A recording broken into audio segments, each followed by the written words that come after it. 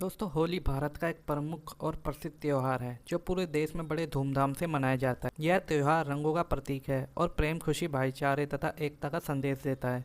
होली की शुरुआत हिंदू धार्मिक मान्यताओं और पुरानी कथाओं से जुड़ी हुई है।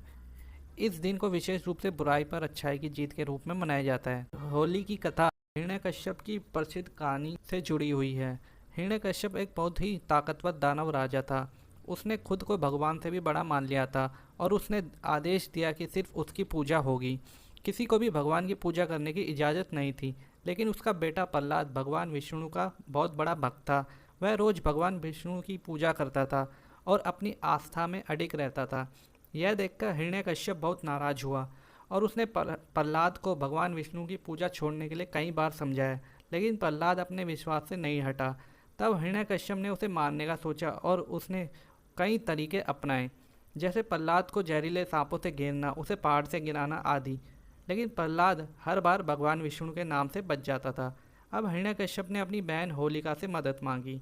होलिका को एक वरदान प्राप्त था कि वह आग में जलने पर नहीं मरेगी। तो हिरण्यकश्यप ने सोचा कि वह होलिका को प्रहलाद को लेकर आग में बैठने के लिए कहेगा ताकि प्रहलाद जलकर मर जाए। होलिका ने यह योजना मानी और प्रहलाद को अपनी गोद में लेकर आग में बैठ गई। लेकिन एक चमत्कार हुआ। होलिका, जो वरदान के कारण आग में सुरक्षित रहती थी, वह जल गई और प्रहलाद भगवान विष्णु के आशीर्वाद से पूरी तरह से सुरक्षित बच गया। यह घटना बुराई पर अच्छाई की जीत का प्रतीक मानी जाती है। इसलिए इस दिन होलिका दहन की परंपरा शुरू हुई, जिसमें लोग बुराई और नफरत को जलाकर अच्छाई और प्रेम को बढ़ावा देते हैं। दोस्तों, इस दिन से हमें यह सीखने को मिलता है कि सत्य और धर्म हमेशा जीतते हैं, चाहे बुराई कितनी भी ताकतवर क्यों ना हो। होलिका दहन हमें यह याद दिलाता है कि अच्छाई हमेशा बुराई पर भारी होती है।